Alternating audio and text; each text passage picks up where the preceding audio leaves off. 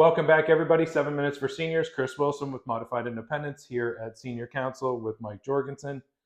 In Riverside, this is our second segment. So last segment, we got to know a little bit about you. Talked about an unfortunate situation that I'm literally watching in front of me right now. It's crazy. It's so frustrating. It is absolutely frustrating. I think to myself, I put money away every paycheck for my retirement, and I have life insurance and all of that stuff. Why am I doing all of this in my 40s only to not take advantage of somebody like you? Not take advantage of, but use somebody like you to make sure that everything that I just planned for the last 60 years or whatever goes the direction that I want it to go. So that's really the heart of the question I'm going to ask you. How exactly do you help seniors in our community? Thank you very much for that question, Chris, and I appreciate being here. We help seniors in several ways, but more directed toward your question, we see all of the time. And that is, you've worked hard all of your life. You have certain beneficiaries, you have certain goals for your inheritance. Mm-hmm. And there are so many people that have not thought that through, and they don't care where their property goes until it's too late, or they do care, but they haven't planned for it, and so it goes to the wrong person. So the way we can help you is through discussion. We can help learn what's important to you. Mm-hmm. And if we know what's important to you, we can put that in writing, and then if we have to, we can get a court of law to enforce that. And so we will probably ask you questions, Chris, that you've thought about or maybe not have thought about, that will help you focus your attention on what is important to you financially.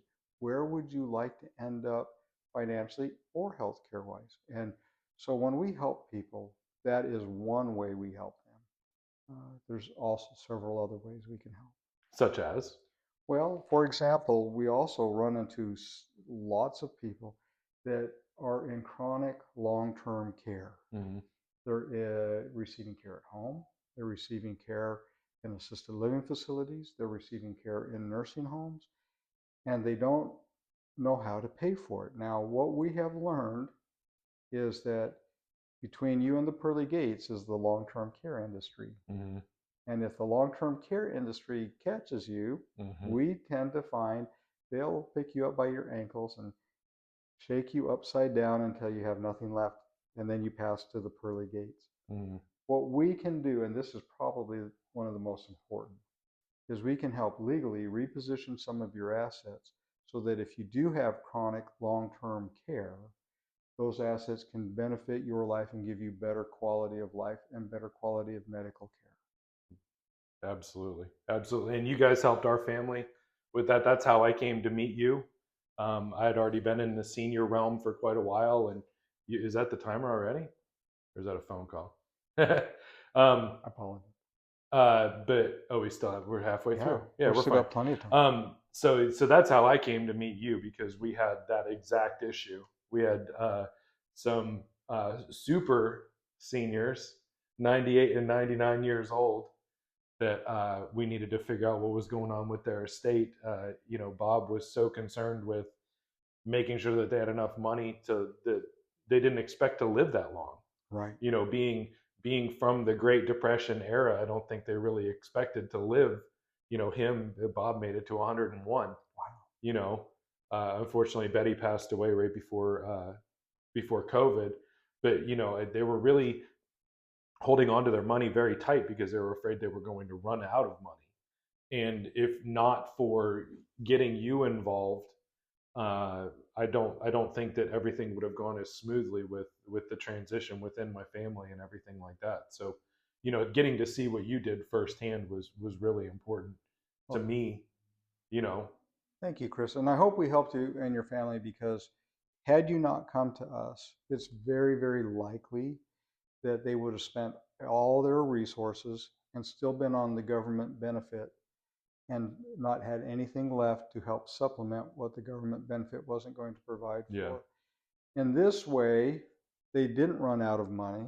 They had that comfort, and there were funds available if they needed some temporary help to help subsidize what the government benefits weren't going to. Absolutely, absolutely. And the Such healthcare peace of mind. providers aren't going to tell you any of that. They're, you know, everybody is in their own lane. Once we get to this stage of life, everybody kind of, you know, gets in their lane and does their portion. And there's not a lot of people out there really explaining the benefits of having a senior law attorney involved in the case. You know. Thank you. You know, we tend, and this is what I find out, we tend to save people more than what they will spend without us. Mm-hmm. So you say the elder law attorneys are an unnecessary expense. What's an unnecessary expense is that you will spend it and still need us. And still need it. Yeah, yeah. Because even if you die, if you didn't do anything with your estate, then your family's going to have to pay for a lawyer if they want to get any of that stuff out of the home or get anything from the home, or if there's even a chance of saving the home. I have to say we are one of the best deals in town, really, Absolutely. in protecting and preserving your estate. Absolutely. Absolutely.